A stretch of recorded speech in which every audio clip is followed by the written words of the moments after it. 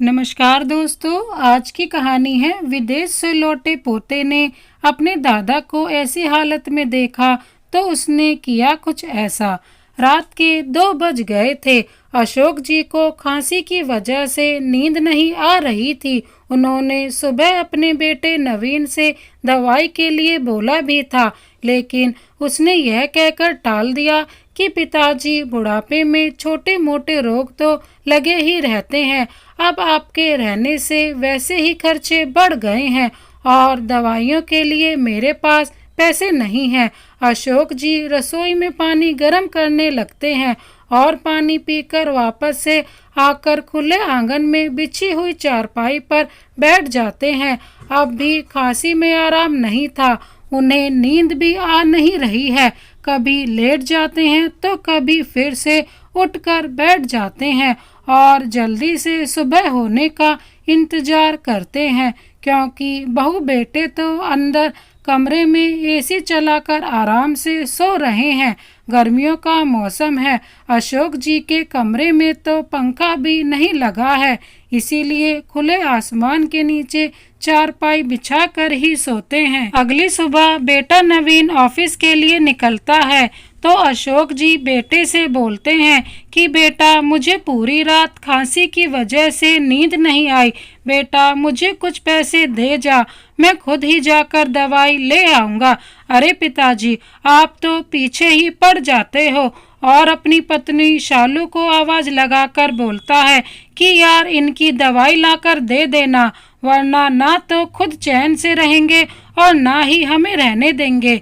इतना बोलकर नवीन अपने ऑफिस के लिए निकल जाता है। अशोक जी इंतजार करते रहते हैं कि कब उनकी बहू दवाई लेकर आए, लेकिन उनकी अपनी बहू से कुछ बोलने की हिम्मत नहीं होती है और वो बेचारे अपने कमरे में खांसते खांसते इंतजार करते रहते हैं। शाम के 4 बजे उनकी बहू शालू उनके कमरे में आती है और गुस्से में दवाई की शीशी टेबल पर पटकते हुए चली जाती है। रात को दोनों बेटा और बहू अपने ऑफिस की पार्टी में चले जाते हैं तो खाना पीना भी उधर से ही था। मेरे लिए सुबह की 4 रोटियां भी रख कर गए थे कि रात को तुम सुबह की बची हुई दाल के साथ यह रोटियां खा लेना। मुझे तो सुबह का खाना शाम को और शाम का खाना सुबह खाने की आदत पड़ गई थी। मैंने भी कह दिया, ठीक है, मैं खा लूँगा। बहू बेटा के जाने के बाद मैं भी अपनी छड़ी उठा कर के बाहर चबूतरे पर आकर बैठ गया।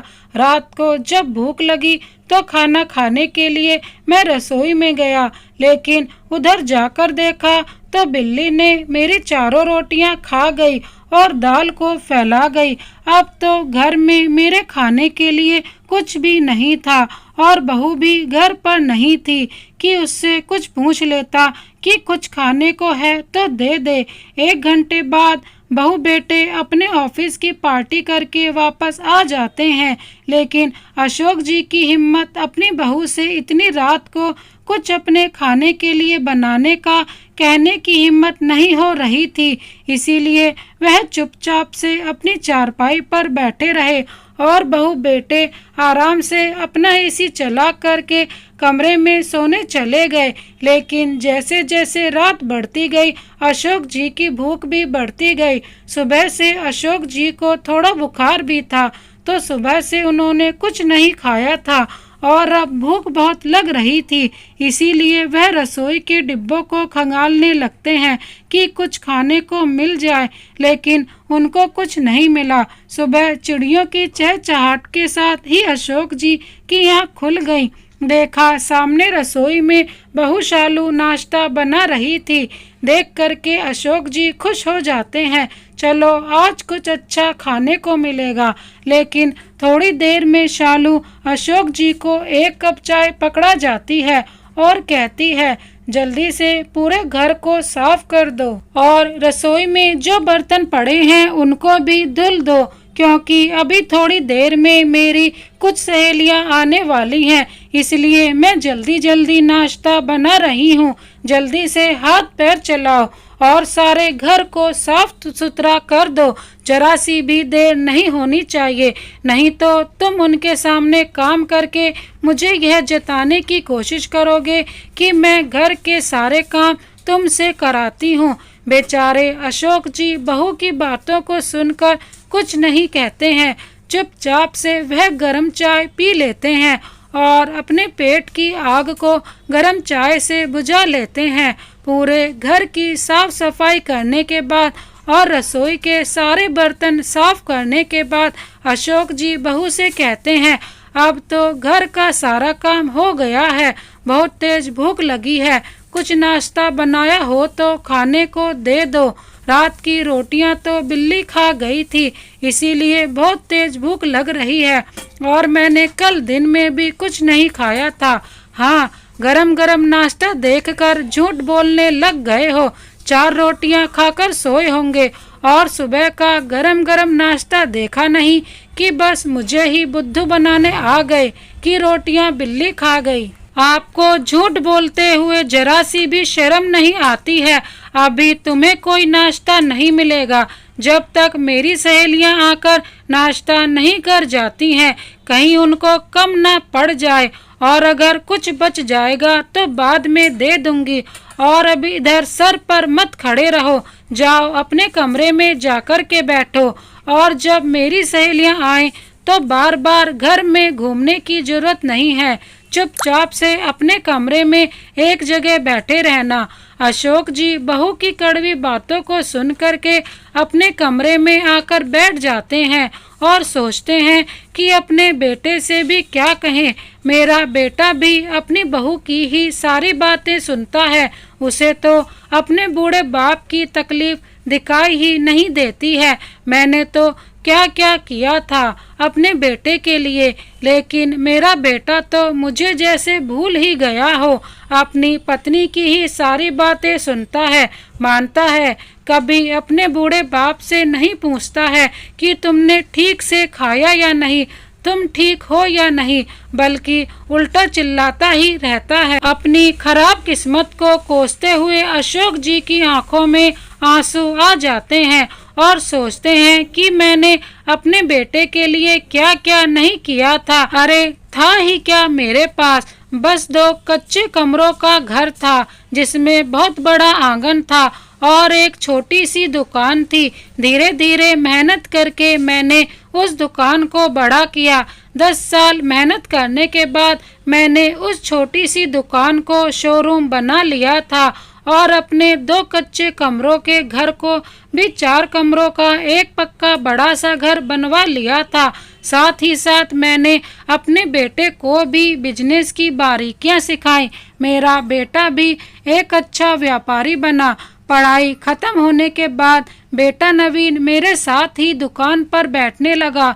तब तो मेरी पत्नी भी थी। नवीन ने अपनी पसंद की लड़की से शादी करने की इच्छा जताई तो हमने उसकी शादी उसकी पसंद की लड़की से कर दी और शालू बहू बनकर घर में आ गई। सब कुछ बहुत अच्छे से चल रहा था, लेकिन अचानक से एक दिन मेरी पत्नी मुझे छोड़ करके चली गई। जब तक पत्नी साथ थी तब तक घर में सब कुछ बहुत बढ़िया था, खाने पीने की कोई दिक्कत नहीं थी। वो मेरा बहुत अच्छे से ध्यान रखती थी, जिस चीज को भी बोलता बनाकर दे देती थी। मेरे सारे काम मेरी पत्नी ही करती थी। घर के काम के साथ साथ वो सिलाई भी करती थी। लेकिन मेरी पत्नी के जाने के बाद तो मेरी जिंदगी ही पलट गई। बहू बेटे का व्यवहार बदल गया। धीरे धीरे बहू और बेटे ने घर पर दुकान पर कब्जा कर लिया। बहू ने पूरे घर पर कब्जा कर लिया। एक कमरे में मुझे बिठा दिया, कहीं भी आने जाने से मना कर दिया।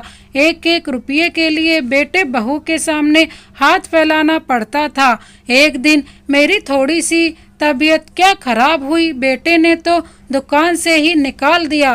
कहा कि अब तुम बूढ़े हो गए हो, तबीयत भी खराब रहती है, अब काम पर आने की कोई जरूरत नहीं है, दुकान को मैं संभाल लूँगा और मैं दुकान को बहुत अच्छे से संभाल रहा हूँ, तुम्हारी अब जरूरत नहीं है। मेरे बेटे ने मुझे मेरी ही दुकान से निकाल दिया और पूरी दुकान पर कब्जा जमा लिया। अब तो मेरे पास खर्चे के लिए पैसे भी नहीं होते थे और बेटा भी 1 रुपये खर्च करने के लिए नहीं देता था। घर में भी बहू का अत्याचार दिन पर दिन बढ़ता जा रहा था। उसके मन में जो आता बिना सोचे समझे बोल देती थी। दुकान के काम करने के लिए तो मैं बूढ़ा हो गया था, लेकिन बहू घर के सारे काम मुझसे ही कराती थी। पूरे घर की झाड़ू लगवाती और सारे झूठे बर्तन मुझसे ही धुलवाती थी। अगर मैं कुछ कहता तो घर में कलेश कर देती। इसी कलेश के डर से मैं चुप रहता और चुपचाप काम करता रहता। बहू और बेटे का व्यवहार अब और भी खराब होता जा रहा था। मैं भी बूढ़ा होता जा रहा था, लेकिन मेरे बेटे बहू को मुझ पर जरा सी भी दया नहीं थी। मेरे बेटे को भी एक बेटा हुआ जो बड़ा होकर के बाहर पढ़ने के लिए चला जाता है। जब मेरा पोता छोटा था तो मेरा अपने पोते के साथ मन लगा रहता था। उससे बातें करता था, उससे कहानियां सुनाता था।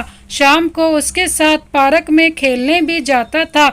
मेरा पोता भी मुझे बहुत प्यार करता था और मेरी बहू ये देखकर जलती भुनती रहती थी। मेरे बेटे बहू से मेरी ये खुशी भी ना देखी गई और एक दिन मेरे बेटे ने पोते को बाहर हॉस्टल में पढ़ने के लिए भेज दिया और जब से पोता गया है तब से तो मेरा इस घर में दिल ही नहीं लगता है। लेकिन क्या करें, भगवान ने जिंदगी दी है तो जीना तो है ही। कहाँ जाऊंगा। पोते के सामने बहू मुझसे घर के काम नहीं करवाती थी, लेकिन उसके जाने के बाद सारे काम करवाने लगी थी। तभी दरवाजे पर डोरबेल बजती है और अशोक जी अपनी यादों की भंवर से निकलकर बाहर आ जाते हैं। वह समझ जाते हैं कि बहू की सहेलियां आ गई हैं, लेकिन बाहर निकलकर नहीं देखते हैं क्योंकि बहू ने बाहर आने से मना किया है। बहू अपनी सहेलियों के साथ अपने कमरे में बैठी हंसी ठहाका करती है। खूब सारा खाने पीने का सामान होता है, सब मिलजुल कर खाते हैं। 2 घंटे तक सब बातें करते रहते हैं। अशोक जी बैठे बैठे इंतजार कर रहे हैं कि सब लोग कब खाना खाएं, उसके बाद उन्हें भी कुछ खाने को मिले। थोड़ी देर में सभी लोग अपने कमरे से निकल करके डाइनिंग टेबल पर आकर बैठ जाते हैं और सब खाना खाने लगते हैं। अब तो अशोक जी का पेट भी भूख के मारे सूख कर कांटा हो गया है। पानी से अपनी प्यास बुझाने की कोशिश करते हैं, लेकिन जग में पानी नहीं होता है। वह पानी लेने के लिए अपने कमरे से बाहर निकलकर रसोई में जाते हैं। बहू की एक सहेली कहती है कि अब तुम्हारे ससुर दुकान पर नहीं जाते हैं क्या?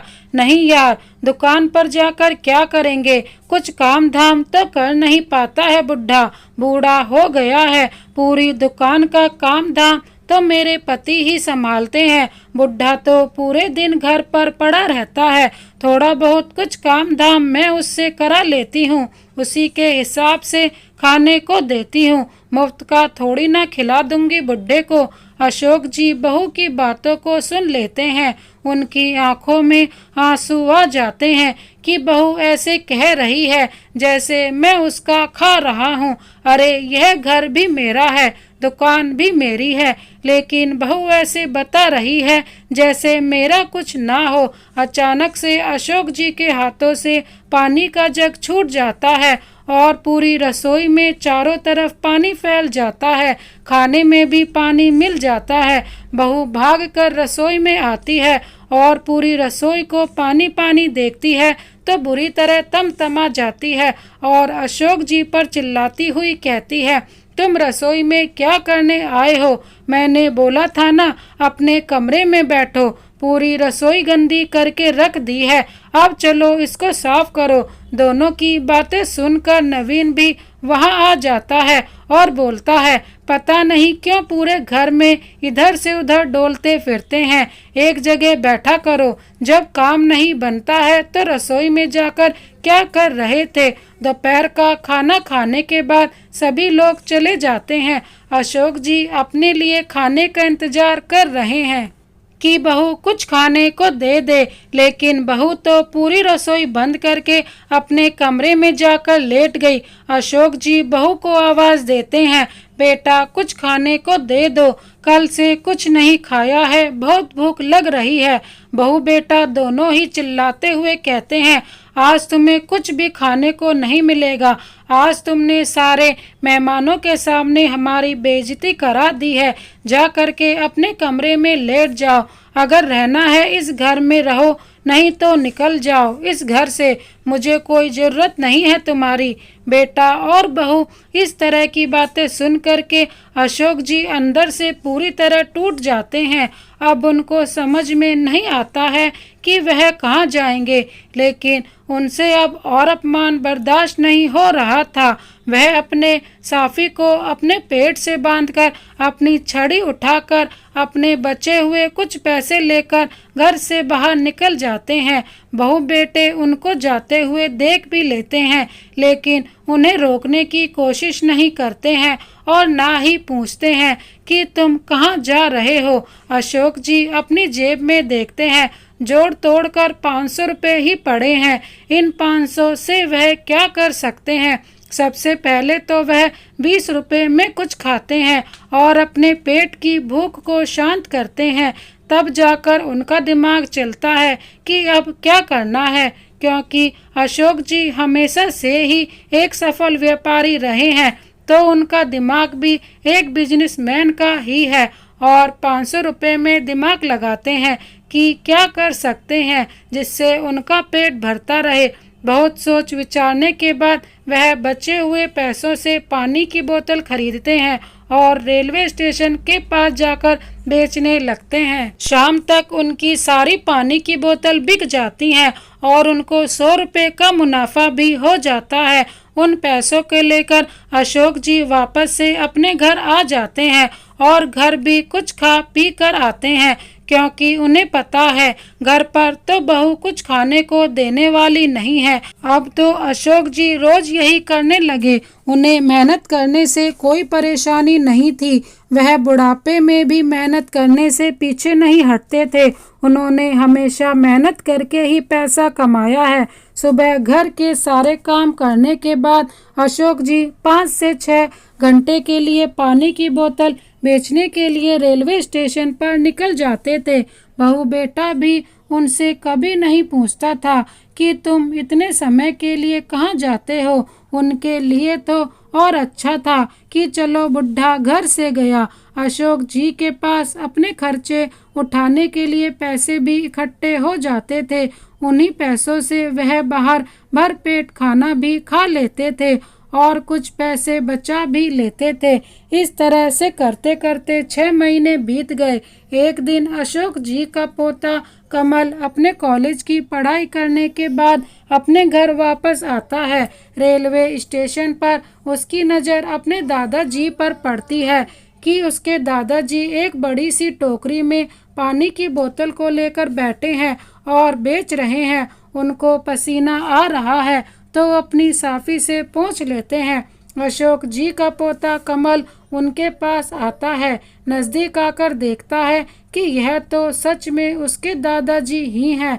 वह दादाजी के पैर छूता है और उनके गले लगकर पूछता है कि आप इधर यह क्या कर रहे हो? आप पानी की बोतल क्यों बेच रहे हो? इतनी उम्र में भी आपको बोतल बेचने की क्या जरूरत पड़ गई? दादाजी मम्मी पापा कहाँ हैं? उन्होंने आपको रोका नहीं ऐसा करने से? अरे अब तो आप इतने बूढ़े हो गए हो, पूरी उम्र आपने काम किया है, बैठकर खाने की उम्र है और इस उम्र में भी आप काम कर रहे हैं। ऐसी भी क्या जरूरत आन पड़ी है आपको? अपने पोते की बातें सुनकर अशोक जी फूट फूट कर रोने लगते हैं और सारी बातें अपने पोते को बता देते हैं। कमल अपने माता पिता की बातों को सुन करके दंग रह जाता है और सोच लेता है कि वह अपने माता पिता को सबक सिखा कर ही रहेगा। उन्होंने दादाजी के साथ इतना गलत व्यवहार कैसे किया? वह अपने दादाजी के लिए एक कमरा बुक करा देता है, उसमें अपने दादाजी के खाने पीने की सारी चीजें रख देता है और कहता है आप इधर रुको, मैं रोज सुबह शाम आपसे आकर मिलता रहूंगा। आपको इधर से कहीं जाने की जरूरत नहीं है। आप आराम से इस कमरे में रहिए और खाने पीने का सारा सामान आपको मिलता रहेगा। उसके बाद कमल अपने घर आता है। घर आते ही वह अपने मम्मी पापा से पूछता है, दादाजी किधर हैं? घर में दिख नहीं रहे हैं, कहीं गए होंगे, इधर ही कहीं फालतू का डोल रहे होंगे। कुछ काम धाम तो करते नहीं हैं, बस घर में पड़े पड़े चारपाई तोड़ते रहते हैं। कमल माँ की बात को सुनकर के आश्चर्यचकित हो जाता है कि माँ दादाजी के बारे में किस तरह की बातें कर रही हैं। पापा भी माँ की हाँ में हाँ मिलाते हैं। 2 दिन तक अशोक जी घर नहीं आते हैं, लेकिन कमल के माता पिता को अपने बूढ़े पिता के घर न आने से कोई फर्क नहीं पड़ता है। लेकिन 4 दिन बाद कमल अपने दादाजी के साथ मिलकर के कोर्ट कचहरी जाता है और अपने माँ बाप के खिलाफ एक केस कर देता है।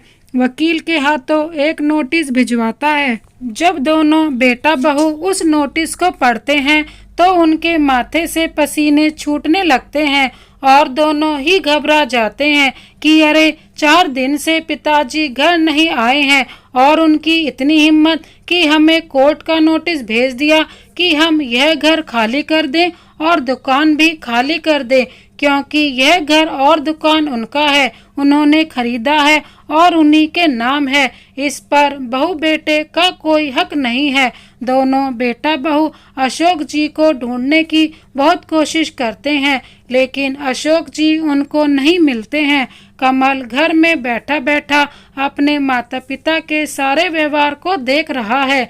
1 हफ्ते बाद जब दोनों घर और दुकान को खाली नहीं करते हैं तो अशोक जी कमल के कहने पर वकील के साथ घर पर आ जाते हैं और बेटे बहू से पूरे आत्मविश्वास के साथ कहते हैं कि तुम दोनों मेरे घर को खाली कर दो, यह घर मेरा है। अगर तुम खाली नहीं करोगे तो मुझे पुलिस कंप्लेन करनी पड़ेगी।